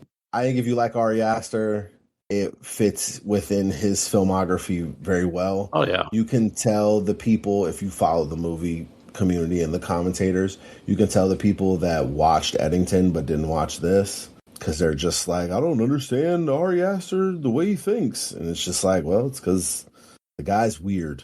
Very weird. If I remember correctly, she is in, it's when he gets to the house. Her and Nathan Lane are the couple who take him in after he's been hit by a car. They're drugging their children. And I just got through the scene where their daughter chugged the paint, and which I was just like visceral. Like, she went from a very nice, overly kind human to flip on a dime. Yep, she flips a switch, which happens a lot in that movie. Takes a very specific type of performer to pull that off. Her and Nathan Lane both really stick out in this movie. Also, could be a movie about parenting. Depends how you read into the themes. Beau is Afraid. I'll finish it, Aubrey, and I will report back when I'm done. All right, last thing here we'll mention is Sugar, plays Melanie, 2024, 8 episodes. I think Colin Farrell led project there. Apple TV. Yep, I love Apple TV. They have great shows. They have great shows. I think there's a season 2 coming of that. I haven't watched it to keep up with what she's doing on the show, but there will be a next season. Case, what do we got for top performances? I don't know why, but I was surprised that I couldn't find more readily available lists. And so I went to movieweb.com. The list is called, get ready for it, Amy Ryan's Top 7 Movies. Oh my God, that's so aptly named. I love that. I'm sorry, Top 7 Performances. Okay, that makes it easier. Huge difference. It does involve TV and movies, and it was released in June of 2022. The Office, of course. Yeah, The Office is number 3. Gone, Baby, Gone. Gone, Baby, Gone is numero uno. We might hit every one of these out of the park. Lost Girls. And I add another movie that I watched and Kyle took off of the show notes. Escape Plan. I did too. Escape Plan, where she plays a very ambiguous female counterpart to Sylvester Stallone. So, were they together or weren't they? so excited to talk to Case about this. Kind of a will they, won't they? I know Case loves this movie. So, yes, unfortunately, it's not on the list. Well, I'm glad you guys get a chance to talk about it. I hate to say it, but I did enjoy that movie. Same, Case. Same. Is Beautiful Boy on the list? Beautiful Boy is number 6.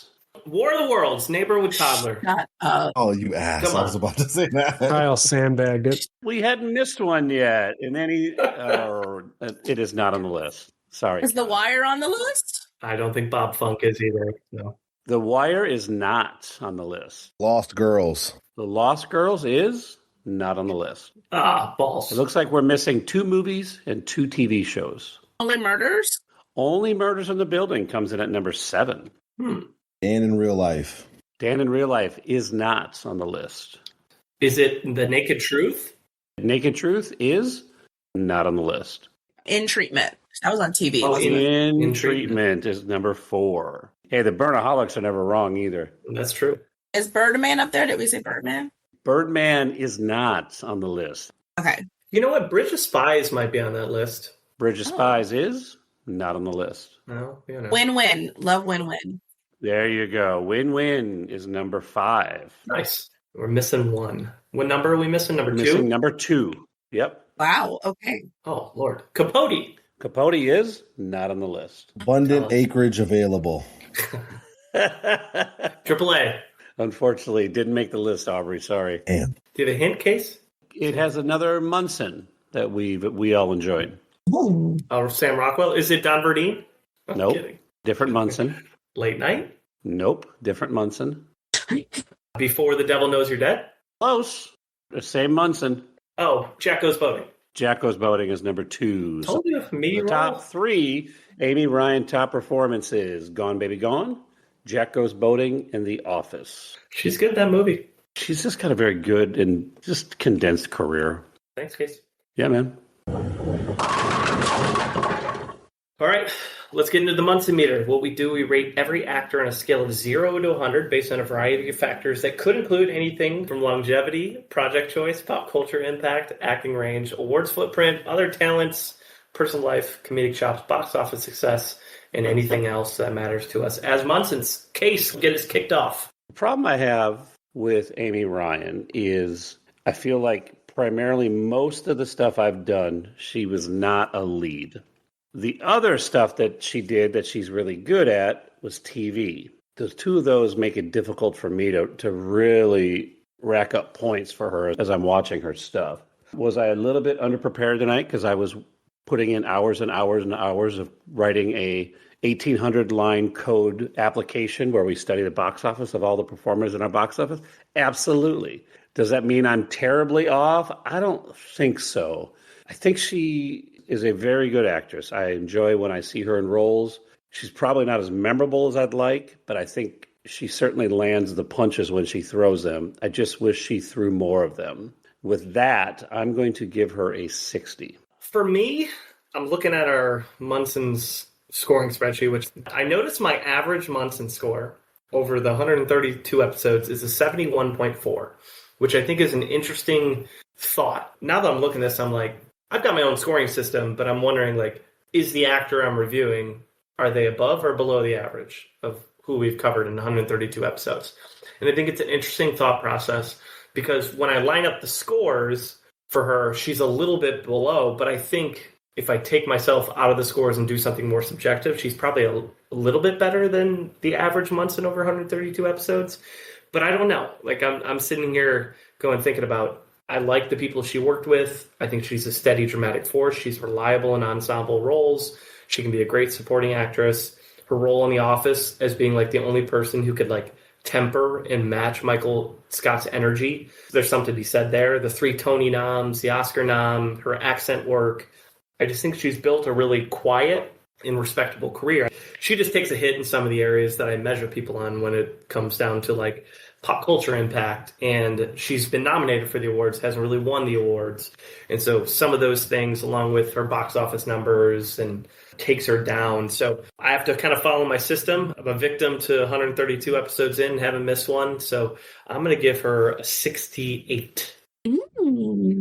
I will toss it to Crystal, or I guess Munson. I think that Amy Ryan should be way more famous than what she is because the talent is so there. Yes. So I wish more people could readily say Amy Ryan as opposed to, you know, that girl who played like Michael Scott's like love interest. You know what I mean? Because I think the talent is so there. I think the training is there. I think the talent is there. I do like the fact that I think she's a nice level of famous. I like that she doesn't have drama. Like, we're not looking for Amy Ryan on the red carpet. No. We are really into she does the work, right? And she seems like a really good person who shows up and does the work. And you can depend on her to do anything that she commits to well. Even if she's on the screen for 4 minutes, she's taking up those 4 minutes. And she's doing it with heavy hitters. Like, she's not acting with a bunch of, like, nobodies. Like, she's in these casts with some of the giants of film, which I just really appreciate about who she is. Of course, I love her on The Office. Of course, I love her on Only Murders. I love her range. I love that she can be in the theater. She can be on TV. She can do movies. I know she has her Actors Award or SAG Awards, whatever you want to call it. I love her voice. There's something about it that is just so recognizable to me. But I do always believe her. She is authentic and in it. I'm going to give her like a 68. A solid score. Let's go to James. I can't believe I have to be the one to do this. I thought I was going to be in the majority here. So everyone who went first is wrong. So I will go. Wow. I tell you what. The name recognition probably not there, but she was born with a tough last name and she had to choose her mom's maiden name. That's sometimes how that goes for you. I think she's one of the best character actors I have seen, and I think going through her kind of range for this episode really made me respect it more than maybe I originally thought of her. I was like, oh yeah, she's good. And then I kind of see the range, and it's like she joined The Wire when it was already established, and she became a main character that advances the plot multiple seasons. She joined The Office when it was already established, and she became a main character that advances the plot multiple seasons. She's, Broadway. She's nominated for Oscars, nominated for Tonys. Has she won all those awards? No, but I think that time is still coming. The range is incredibly impressive. I think she brings a level of authenticity that makes her characters feel real. And maybe that's why she kind of can blend into an ensemble so seamlessly. And you'd be like, who is that? Oh, I really like her. I think she's so versatile. You just don't really see someone who's able to move between prestige TV, film, indie films, blockbuster thrillers, comedies, and Broadway with like that much credibility. Mm-hmm. I mean, The Wire and The Office are like legendary shows. And then it's like, oh yeah, but what do you know her from? It's like, oh, when she got nominated for an Oscar and Gone, Baby Gone. It's just incredibly impressive range. The more I watched, the more impressed I was. I can't believe I'm coming in on the high side here, but this is about as high as I go for someone who hasn't really won major awards. And I think that time is still coming for her. And so I'm going to give her an 80. Whoa. I love it, James. All right. Aubrey, round us out. I thought I knew what I would give this score when we started. She feels very familiar to me. Going through this, I just felt myself kind of floored at the versatility and the range. I think these are two things specifically that are important to me because of the way that I go about doing my Munson Meter. I think versatility and range sometimes can be mischaracterized because it's not just a wide variety of projects, which she does, but it's a wide variety of expressions of emotion. So she might be in a similar movie to movies she's been in before, but the expression of the emotion of that character is different across the board. I think she fits anywhere with anybody, the way James was kind of alluding to. She has, to me, an all-time great performance in Gone Baby Gone. She has what could be her Oscar moment. She has iconic characters. She has led movies and been the featured person in a movie. While I laughed at it and we all laughed at it, that's the reason why I watched that movie, because I wanted to see her be front and center and carry a movie. And she did, emotionally and just keeping it compelling, being the main focal point. She is a great supporting actor. She's a good character actor. Like, I don't know what she can't do. So I guess maybe musicals, maybe. I mean, but like, would it really surprise me if she showed up in one? No. Nope. Because at this point, I've seen her do everything. She is a super talented actor that falls into the category of, she is someone that I believe we should be talking about a lot more, but we don't. And I'm not 100% sure why, other than half the stuff that she does is her being a mom or a wife, and she has to make the most of that. She can do two things that are really hard, really well. She can be funny and comedic, and she can do high drama. I am completely impressed with her. I legitimately call her a great actor. So with that, I land even higher than James, which makes him wrong also, with an 83. Touche. All right. That gives Amy Ryan a 71.8, which puts her in 73rd place.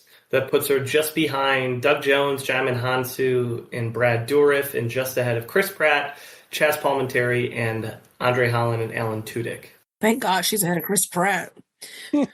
I would change my score if she wasn't. Pretty good. So better than her box office score, that's for sure. She rose up from the 110s up to 73. Respectable score. Aubrey, what you got coming? She has one thing, but this one thing is awesome. It is called Untitled Tom McCarthy Film, which I would watch if it just stayed that title. That would be perfectly fine with me. Great. Comedy drama. Plot description that is given in IMDb follows 20 experts who gather at a beachside resort in Florida in 1980 for a weekend conference on climate change with a simple mandate from Congress to write a statement about what to do. It is based on the book called Losing Earth, or something called Losing Earth. This cast is insane. Jason Clarke, John Turturro, Paul Giamatti, Paul Rudd, Evan Peters, Tatiana Maslany. So this is in production now, and I need everything about this production to be wrapped in a bubble. We need to all pray to our gods that this happens and comes to fruition, because I need this movie. I hope she keeps doing great stuff. You asked the question of why don't we hear about her more? Two things I worry about is just Hollywood. I don't think we've seen her be a siren, right? I think she's a beautiful woman, but we haven't seen her do that shtick from, you know what I mean? Like, yeah. And the other one is that she's an older woman in Hollywood. And so there are some women who, there are some roles that are popping up. You know, we look at Hacks and things like that where older women are doing better. However, I think anyone would tell you that those roles dwindle as you get older. And so I hope that she continues to be able to do great things and great things come her way, because she only deserves to be able to do the best with the talent that she has. And I just hope that Hollywood allows her to do that and Broadway allows her to do that, because I think that's really important. Two things just to consider in how Hollywood is set up. Yeah, I agree. I assume that is the answer. I wish it wasn't the answer. You know what I mean? Mm-hmm. And so I'm not saying she couldn't do those things. I'm just saying, has Hollywood decided that she can't? No, that's a great point. Comes down to role choice, sometimes comes down to what you get offered and what you can get in the door for. Absolutely. All right, next episode is going to hit on April 16th. We've got Josh Ouden coming back. He was here with us for the Andre Holland episodes. This is Aubrey's guy. So I'm going to roll out 5 actors here. I imagine Aubrey is going to have a pretty good idea of what he might be coming for. Who knows? Josh is pretty good at keeping a secret. So Wheel threw these 5 on, and the Wheel selected 1. Eric Avari, Chiwetel Ejiofor, Neil McDonough, Diane Ladd, and Graham Beckel. What do we love or hate? This is not the most impressive Wheel. No. I like McDonough. I always struggle with Chiwetel's first name, but I like him as well. The other 3, I could not catch the names that you said, and that's concerning because that's a majority. Eric Avari is, you know him from The Mummy. Eric Avari. You know him from The Mummy. Oh, man. I do. I know him from The Mummy. Apparently, Mr. You're Deeds. assuming a lot there. And Mr. Deeds. You know him from, Mr. Deeds and The Mummy. Oh, Neil McDonough. Okay. If my man picked Eric Avari, I ain't talking to that man no more. I ain't talking to him no more. Neil McDonough's the bad guy in everything, so you just watch a lot of bad guy roles. Yeah, always. With those blue eyes, always. Yeah. Oh, his eyes are gorgeous. Yeah. The bluest eyes, yeah. Diane Ladd, that's Laura Dern's mom, right? Oh, no, I know Diane Ladd. I mean, I avoid Chiwetel for one very large reason, but that's who I would pick. I would love to hear the reason. Yeah, what is it? I avoid slavery movies, just to be completely honest with you. I don't enjoy watching slavery porn. Please. Yeah, not into it. Especially that movie, which is hard to watch. Anybody riding for Graham Beckel I here? know who that is. I had to look him up. The movie I remember him from is Blue Streak, where a fat rabbi. He's one of the lieutenants in Blue Streak. You definitely recognize his face, but I was like, I would have never known that man's name. No. Never. I looked up Eric Avari. I'm not looking up both of them. All right, so the question of the hour, Aubrey, who do you think Josh picked? I mean, realistically, he's like a movie nerd. Like, he'll do any of these people. Like, he's in the game. Yeah. I mean, but the answer is, I would assume with that list of 5 is Chiwetel Ejiofor. If you were going to do a back-to-back, Crystal, what would you pick? Oh, I picked Diane Latt. I'm always going to pick a woman or a person that's Black or a person of color. Always. So I would go with Diane Latt. Krystal, don't tell him that. That's how I get yours right every time. I had to write that down. Hey, you can assume that about me. I am put on this earth Don't to tell him that. elevate women's stories and elevate Black people and peoples of color stories. So you can always assume. All right, well, Krystal doesn't decide. Josh doesn't decide. I don't decide. Contrary to whatever these people try to convince you, the wheel decides, and we'll see what happens. And whatever he said already this episode. Krystal, this is your red carpet moment. Any wise words for the audience? Any plugs of things you're working on? The floor is yours. I just want to encourage everyone to support the arts and support all the arts, because all the arts are in trouble. Every single piece of the arts are in trouble. Ballet, opera, film, everything's in trouble. Everything's in trouble. So if you want to really be someone who's a good person who cares about the arts and who cares about artists, support the arts in any way that you can. Actually go to the movie theater. Support your local movie theaters. Go see your local ballet. Go see the local opera. There's so much happening right in your community. Support the artists that are right next to you. If you think something is dying, hey, do your part to help it stay alive, and don't denigrate it on international media like an asshat, right? So just go out and support the arts, because everyone's in trouble, and everyone will continue being in trouble if we don't go out and spend our money and support these people and throw our support behind them and take a chance. Go to the ballet, go to the opera, open your mind, take your children to see those things if you can. Sometimes you can find very economically accessible things right in your own back. We especially need them in a time where all of us need some escape. And the way that I think all of us escape on this screen is through the arts. And we look at someone like Amy Ryan. She's as amazing as she is because of what she did in the theater, right? That is the training. So some of your favorites, where they started was ballet, where they started was the opera, where they started was on the stage. And so respect that. And don't be a dick about it, Shalamahoo. That's all I have to say. Amen. Bravo. He's definitely unsubscribing. We lost him. Yeah, we just lost a listener, but that's all right. He's on a lot of shit lists, his own doing. Now, especially in this political climate, like you've carried that message with every episode you've ever been on. In particular, right now, it's important. So I really appreciate you bringing that message and being consistent with it. Always. You're the best. No, we love having you, Krystal. We appreciate you. As always, you can find us on Threads and Instagram, Munsons at the Movies. You can email us, munsonsatthemovies@gmail.com. Any final thoughts from Amy Ryan? As it turns out, I was hoping you might know something that would help me. It appears you don't. Munsons Out. All right, let's go. Thank you for the education, gentlemen. We've just received a PhD in stupidity. Doctor, shall we? What did you do? Come on, man, give it to me. What did you do? I didn't do much, really. Stop it. All right, well, I just did one thing. Well, come on, I need to know. I worked out 6 hours a day, every day, for the last 20 years straight. I mean, anybody can do it, right? Yeah. You know, I've gotten into hot yoga.